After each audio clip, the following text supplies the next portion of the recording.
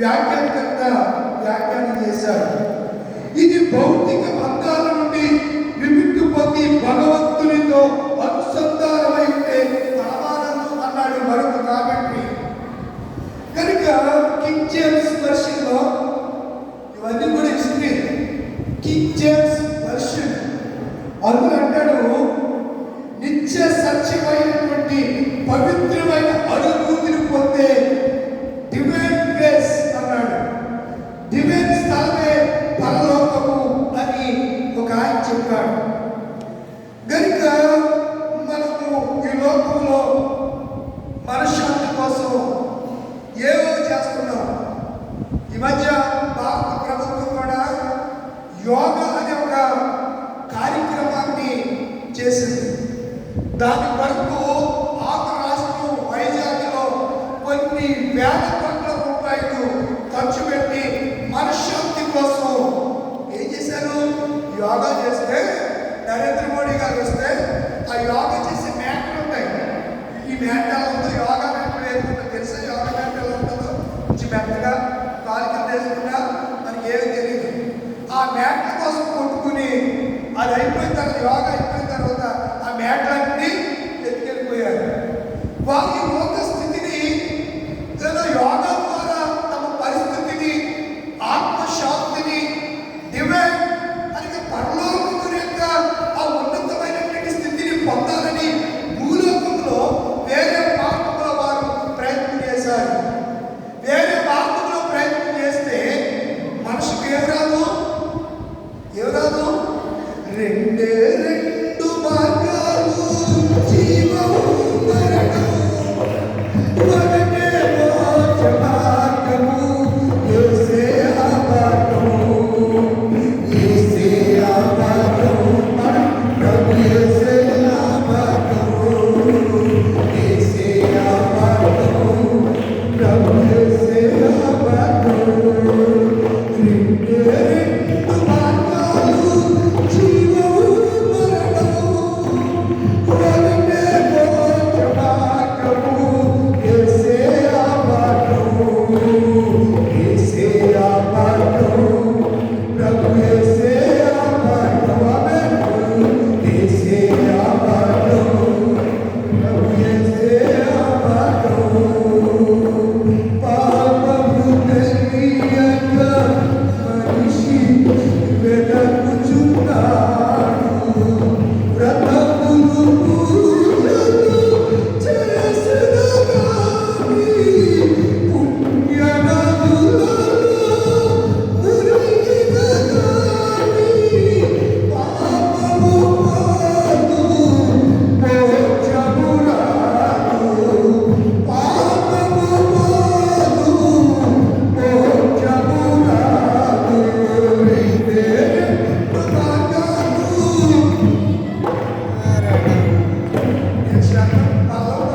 మార్గాలు పాడాలి. ఎందుకు మీరు రోడ్లో ఎలక్కాయ ఏం పెట్టుకుని వస్తారండి?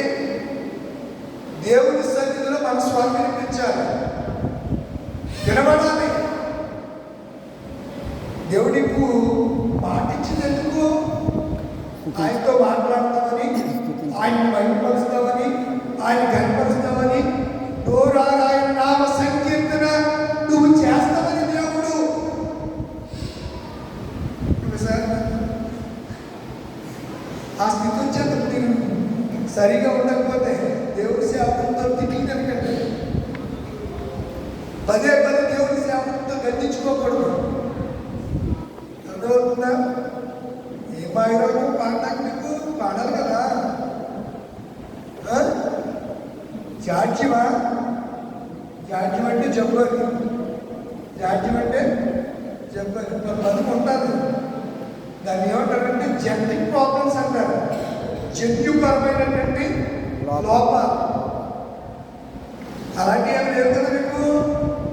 చక్కగా దేవుల్లో పాడండి. దేవుడి సన్ని మనం ఎందుకు వస్తున్నామంటే దేవుడి మహిమపరచడానికి. సిలువేయబడిన యేసు క్రీస్తు స్వారూప్యములోనికి మనకి 40 దినాల్లో మార్చబడాలి. 10 రోజులు అయిపోయి ఇంకా ఉన్నాయి 30 days. అర్థమవుతుందా మీకు? చాలా జాగ్రత్తగా. అద్భుతమైన అంశం అంటే మీరు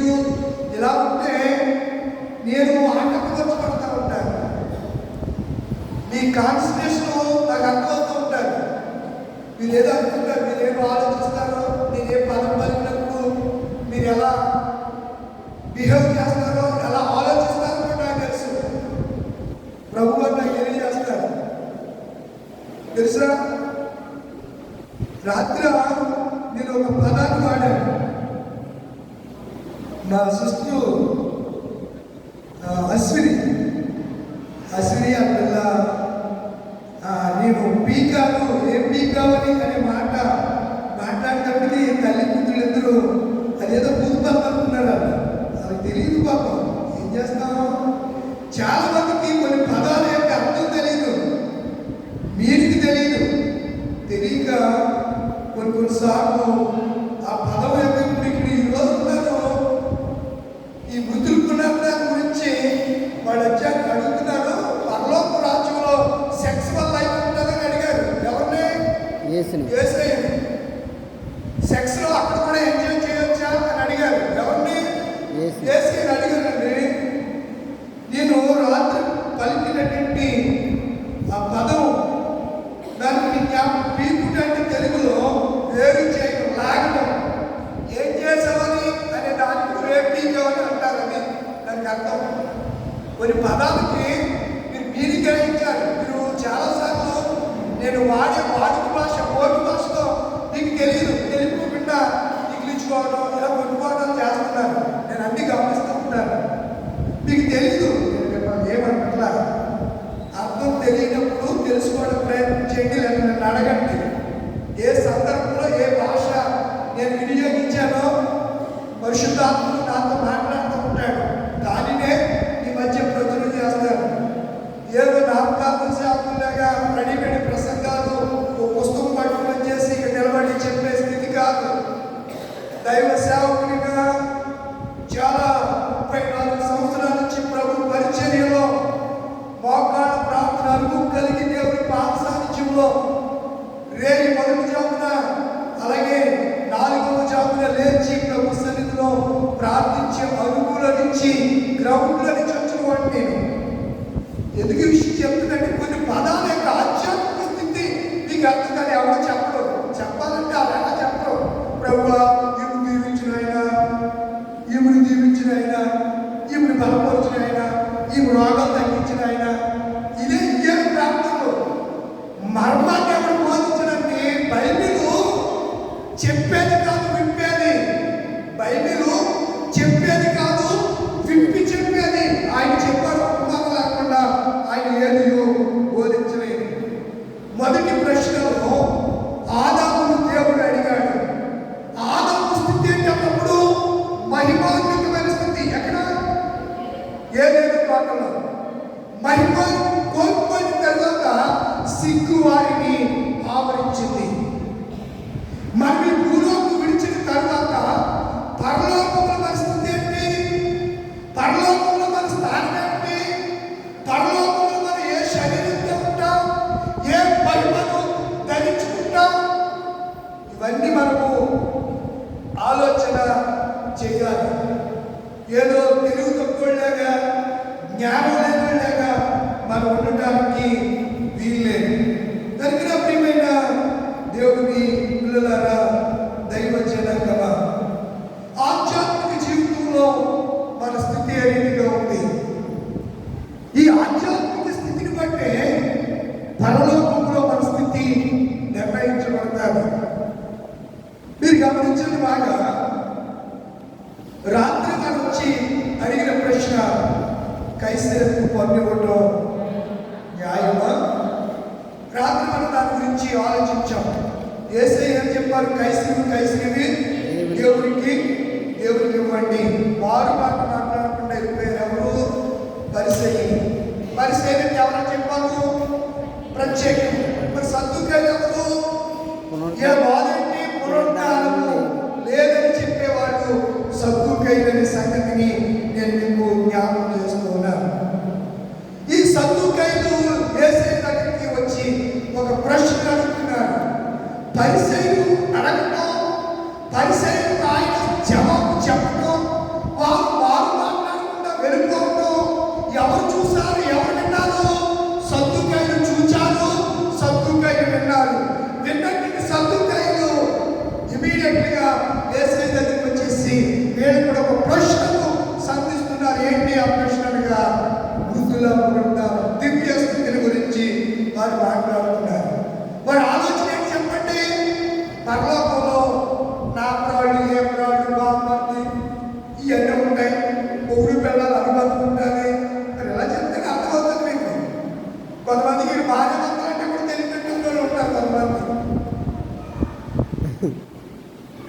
ఏం చేద్దాం? అవి ఉంటాయని వచ్చి అడుగుతున్నారు వాళ్ళు. ఎవరు అడిగారు చెప్పండి, చదవండి, స్టార్ట్ చేయండి. ఏం చెప్తారు వాళ్ళు? ఎవరు? అది దృష్టిలో పెట్టుకోండి. సద్దుకాయలు ఏం చెప్తారు? పునరుద్ధానం చెప్పండి. ఆ దినమున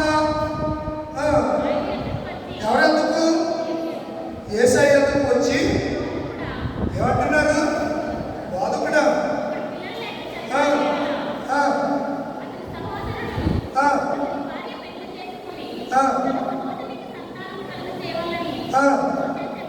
ఏం చెప్పాడు మోషే? మోషే ఏం చెప్పాడంటే భర్త చనిపోతే సహోదరులు సంతానం కలిగేలా. ఎలాగా? ఎప్పుడు చెప్పాడు ఆయన? ఎప్పుడు చెప్పాడు? మోషేకి ముందే ధర్మశాస్త్రం లేనప్పుడే యోధాకి కొడుకులు ఉంటే ఫస్ట్ కొడుకు చనిపోతే ఆ ఫస్ట్ కొడుకు భార్యని మోషే చెప్పక ముందే యాకోబు కొడుకైనటువంటి యోధ, మీరు చూస్తే ఆది కాలంలో ఆ విషయాలు కనబడతాయి. యోధ కోడల పేరేంటి? తామారు. యూదా కోడల పేరు తామారు. ఆ విషయాలు ఒక చెల్లెల పేరు కూడా తామారే. గుర్తించాలి మీరు. ఆది కాండం ఆది కాండం చూడండి, 38వ అధ్యాయం. ఆ కాలంలో యూదా తన సహోదరుని విడిచి హేరా తన ఒక అదులామి యొక్కకు ఉండుటకు. మీకు ఇష్టం తెలియదు కదా, వీళ్ళకి అర్థం కాలేదు. ఎవరికి? సద్దుకాయలు. ఇప్పుడు కూడా మన బోధకులకి అర్థం కాదు. అందుకే చెప్తున్నారు మీకు, మీరేమో తెలుసుకుంటారని. ఆ కాలంలో మోషే చెప్పక మునిపే ఆది కాలంలో మోషే రాశాడు. కానీ ధర్మశాస్త్రం లేనప్పుడు యాకోబు జీవించాడు. ధర్మశాస్త్రం వచ్చిన తర్వాత యాకోబు లేడు. యాకోబు 12 మంది కుమారులు అప్పటికే కాలం చేసేసారు. ఈ 12 మంది ఐగుప్తుకి వెళ్ళి ఎన్ని సంవత్సరాలు ఉన్నారు? ఏవో ఎన్ని సంవత్సరాలు అంటే 430 సంవత్సరాలు ఉన్నారు. వారు ఎప్పటికే వాళ్ళందరూ కూడా ఎక్కడ చచ్చిపోయారు? అక్కడే చచ్చిపోయారు. రూబేన్ చచ్చిపోయాడు, సిమ్యోన్ చచ్చిపోయాడు, లేవి చచ్చిపోయాడు, ఆషేరు చచ్చిపోయాడు, దాసు చచ్చిపోయాడు, యేసేపు చచ్చిపోయాడు, బెన్యామీన్ చచ్చిపోయాడు. మొత్తం 12 మంది కొడుకులు చచ్చిపోయారు. ఆయన దీనా కూడా చచ్చిపోయి ఉంటారు. ఎవరు? దీనా కూడా చచ్చిపోయి ఉంటారు. ధర్మశాస్త్రం మోషేకి ఇచ్చింది ఎప్పుడు? 430 సంవత్సరాల తర్వాత సీనాయి పర్వతం దగ్గర మండుచున్నటువంటి పదం ద్వారా మాట్లాడి ఐగుప్తు నుంచి వారిని 40 సంవత్సరాల తర్వాత వచ్చిన తర్వాత కదా వారికి ధర్మశాస్త్రం ఇచ్చింది. అప్పటి వరకు వారికి ఏం లేదు? ధర్మశాస్త్రం లేదు. ఈ చోటు నీ తప్పుడు బాధకులైనటువంటి రే జాగ్రత్త వినండి. ఈ సద్దుకాయలు గోదండి పునరుద్ధానం లేదు. ఇప్పుడు తెలియాలి. ఈ రాత్రి టైం అయిపోతుంది, 8 అయింది. ఆ కాలం వరకు ఏ కాలం? ఆ రోజుల్లో కూడా గొర్రెలకి ఏం కత్తిరిస్తారు? వాళ్ళందరూ గొర్రెలు కాస్తారు. బొచ్చు కత్తిరించి కావాలన్నా యూదా తన సహోదరుని విడిచి హేరావరకు అద్దుని ఎందుకు ముందుకు వెళ్ళాను. చాలండి, ఎందుకు వచ్చాను? ఎందుకు వచ్చేస్తే యూద తన జ్యేష్ఠ కుమారుడైన ఏరునకు తామారను దానిని పెళ్లి చేశాడు. ఎవరు చేశాడు? యోధాకి ఎంతమంది కొడుకులు? ముగ్గురు కొడుకులు. పెద్ద కొడుకు పేరు ఏం పేరు? ఏరు. వాడికి ఎవరి నుంచి పెళ్లి చేశాడు? తామార్ నుంచి పెళ్లి చేశాడు. యూద జ్యేష్ఠ కుమారుడైనటువంటి ఏరు యెహోవా దృష్టికి చెడ్డవాడు కనుక యెహోవా ఏం చేశాడు? ఒక దెబ్బ కొట్టాడు, పోయాడు, చచ్చిపోయాడు. ఎవరు? ఏరు. చచ్చిపోతే కారణం ఉంటుందా?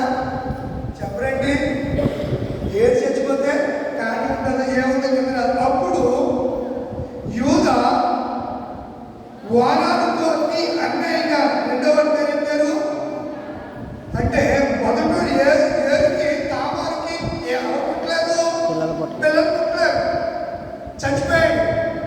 రెండో పడుకున్నాడు. ఎవరికి? యోధాకి. తెలుసుకోవాలి, ఇవి చాలా ఇంపార్టెంట్ మాట. బైబిల్ చదివినప్పుడు కొంతమందికి ఇదేదో సెక్స్కి సంబంధించింది అనుకుంటారు. కానే కాదు. దివ్య స్థితి. ఏ స్థితి? పరలోక స్థితికి భూమి మీద ఉండగా ప్రతిబింబముగా నువ్వు బ్రతకాలని దేవుడు ఆశిస్తున్నాడు, కోరుతున్నాడు. వారాలతో యోధ అంటున్నాడు, తండ్రి అంటున్నాడు, నీ అన్న భార్యకు వెళ్ళి ఏదైనా జరిగించాలి, మరిది ధర్మము జరిగించుమని చెప్పాను. వారాలు ఆ సంతానము తనది కాలేదని ఎరిగి ఆమెతో నాకు అవసరం. అలా ముగ్గురికి జరిగింది. మూడవడి ఇలా ఇద్దరు చచ్చిపోయారు. ఈడితే ఈడేమైపోతాడని యోధ తామారికి మూడో కొడుకుని చెప్పి ఒరే అని చెప్పలా, చెప్పలా. ఈవేం చేసింది? వేష వేషం వేస్తుంది. ఏ వేషం వేస్తుంది? ఆ దినాల్లో వేషులు ఉండేవారు. వేష ముసుగు వేసుకుని యోధ ఈ మార్కెట్ వస్తున్నాడు. మొత్తానికి ఆ మ్యాంగాకి ఎప్పుడు ఏం వేసి ఉంటాడో కోడలన్నీ అబ్జర్వ్ చేస్తుందన్నమాట. ఏం చేస్తుంది? ఎప్పుడు ఎక్కడ మా మాయ అని అన్ని ఆలోచించేస్తుంది. ఎవరు? తామారు. అలా జరుగుతున్నప్పుడు ఈ పరిస్థితిని మనము ఆలోచన చేస్తే మీరు ఎక్కడికి వచ్చేస్తారంటే 12వ వచనానికి వచ్చండి. చాలా దినములైన తర్వాత యూదా కుమార్తె యూదా భార్య చనిపోయారు. యోధా గారి భార్య, యోధా కంటే ముందే యోధా భార్య చనిపోయింది. దుఃఖ నివారణ పొంది అదోలుడైన హీరాను తన స్నేహితుల్లో తిమ్రాతుకు తన గొర్రెల వచ్చు కత్తిరించు వారి అందరిలో సంసోని ఈ మార్గంలో ఉండే దెలీలా మొదలు పడి పతనమైపోయాడు. తిమ్రాతుకు వెళ్ళే మార్గంలో వెళ్ళి వేసైన దెలీలాను చూసి దాని కంగాన్ని చూసి ఏమైపోయాడు? మోసపోయి చివరికి దేవుని ఆత్మని పోగొట్టుకుని భ్రష్టుడైపోయి కళ్ళు కూడా పెట్టినోడే దాగోను గుడిలో ఏం చేశాడు? గాను రూపేవాడిగా అయిపోయాడు. 2 స్తంభాల మధ్య అతను చితికిపోయాడు. లాస్ట్లో ఎప్పుడో దేవుడి కనికరం కోసం ప్రాధేయపడి పచ్చన్నాడు, ప్రభువా నేను చాలా తప్పు చేశానయ్యా, నువ్వు ఇశ్రాయేలును రక్షించడానికి నన్ను రక్షకుడిగా నీవు న్యాయాధిపతిగా నియమిస్తే నేను శరీర కోరికలు తీర్చుకోవడానికి, నేను సెక్సువల్ లైఫ్ ఎంజాయ్ చేయడానికి, నా తుచ్చమైన కోరికలను అభిలాషను నెరవేర్చుకోవడానికి నేను పతనమైపోయాను. ప్రభువా దయతో ఈ ఒక్కసారి నన్ను జ్ఞాపకం చేసుకోవాలని ప్రార్థన చేస్తే దేవుడు ఏమిచ్చాడు? మళ్ళా తిరిగి దేవుడు అనాయింటిని ఇచ్చాడు, అభిషేకం ఇచ్చాడు, పరిశుద్ధాత్మ శక్తిని ఇచ్చాడు. ఏం చేసి చెప్పండి? 2 స్తంభాన్ని పడగొట్టేశాడు. 3000 మంది చంపేసి ఒకే దినాన్న. ఎవరు? సంసోను. ఈ మాట ఎందుకు చెప్తున్నారు? తిమ్రాతు. ఇది ఆదికాండంలో జరిగింది. సంసోను కథ ఎక్కడ ఉంటుంది? న్యాయాధిపతుల్లో ఉంటారు. బైబిల్ ఎంత బ్యూటిఫుల్ బుక్, ఎంత అద్భుతమైనటువంటి పరిశుద్ధ గ్రంథమో మనం ఆలోచించాలి ప్రియులారా. ఇలా జరుగుతున్నప్పుడు చిన్న కుమారుడికి తామారు ఇవ్వలేదు. ఎవరు? యోధ. ఒకడేమో దేవుడి దృష్టికి చెడు నడత నడిచాడు, చచ్చిపోయాడు. రెండో వాడు ఏం చేశాడు? మీరు అక్కడ చదివారు కదా, నేను జ్ఞాపకం చేయను. మూడో వాడిని ఇవ్వలేదు. అందుకని తామారు ఏం చేసింది? ఆ సంతానం చేసింది వచ్చే తెలుసు మీకు. చూడండి వంశమని, వంశం చూడండి. బైబిల్ కథ అనుకుంటున్నారా? కథల పుస్తకం అనుకుంటున్నారా? షేక్స్పియర్ నవల అనుకుంటున్నారా? నందమూరి వీరేంద్రనాథ్ రచించినటువంటి నవల కాదు బైబిల్ గ్రంథం. Beautiful book. చూడండి, మత్తయి సువార్త 1వ అధ్యాయము 3వ వచనం. 3వ వచనం. యూదా తామారు నందు పెరేసును జెరహును కనెను. చేసుకుని ఎవరు కన్నాడు? కోడలందు యోధ ఇద్దరు కొడుకులు కన్నాడు. పెరెసును జెరహును కనెను. పెరెసు షోమ్రోను ఆరాము అభినదాబు కనెను. అభినదాబు నైసోను సల్మాను రాహాబునందు బోయాజును కనెను. బోయాజు రూతునందు ఒబెదును కనెను. ఒబెదేము యెషీని కనెను. యెషయా రాజైన దావీదును కనెను. బెర్షెబాయందు సొలొమోను కనెను. ఇలా చెప్పుకుంటూ ఆ వంశం బయట మనం చూస్తాం. ఎవరి పేరు మెన్షన్ చేయబడింది అక్కడ? తామారు. ఎవరి పేరు మెన్షన్ చేయబడింది? వీళ్ళకి అర్థం కాలేదు. ఎవరికి? సద్దుకైలకి.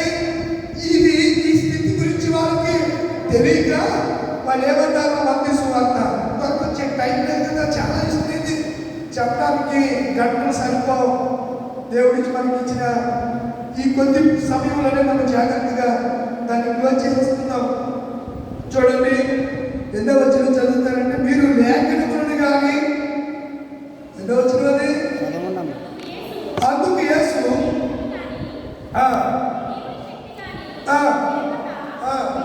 నీకేం తెలియదురా? లేఖనాలు తెలియదు. ఈ రోజుల్లో కూడా చాలా మందికి దేవుడు మాట తెలియదు. తెలిసినట్లుగా ఎవడో చెప్పిన మాత్రం 4 ముక్కలు నేర్చుకుని ఎమ్మంట మీటింగ్కి వెళ్ళిందంట. ఎక్కడికి వెళ్ళింది? మీటింగ్కి వెళ్ళిందంట. మీటింగ్కి వెళ్ళి శుభ్రంగా నిద్రపోయిందంట. అలా ఆయన ఇంటికి వెళ్ళాక ఏమ్మా మా అత్తమ్మ మా ఆవిడ మాట్లాడాలి. అందుకే నేనే అడిగాను మా ఆవిడ, ఏమ్మా మా అత్తమ్మ ఏం చెప్పారు అయ్యారు, ఏం చెప్పారు అని అడిగాను. మా ఆవిడకి ఆ నిద్రలో లాస్ట్లో వెలుగు వచ్చేసరికి కొరింథీయులకు రాసిన పత్రిక అనే మాట బోధకుడు చెప్పగా వింది.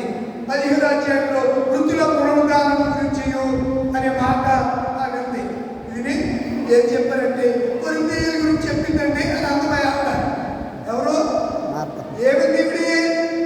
ఏమిటి? కొరింథీయులకు రాసిన పత్రిక కాదు. ఏదయ్యాదు? ఇలా ఉంటాయి చాలా మంది. ఏం వస్తాదో ఏం వింటారో తెలియదు. ఏం చెప్పిన ఒక సూపర్ ఉంది బాబా, ఒక చెప్పలేడు బాబా, మాటలో చెప్పలేడు బాబా. అయ్యారా బాగా చెప్పేశారు అయ్యారు, బాగా చెప్పారు.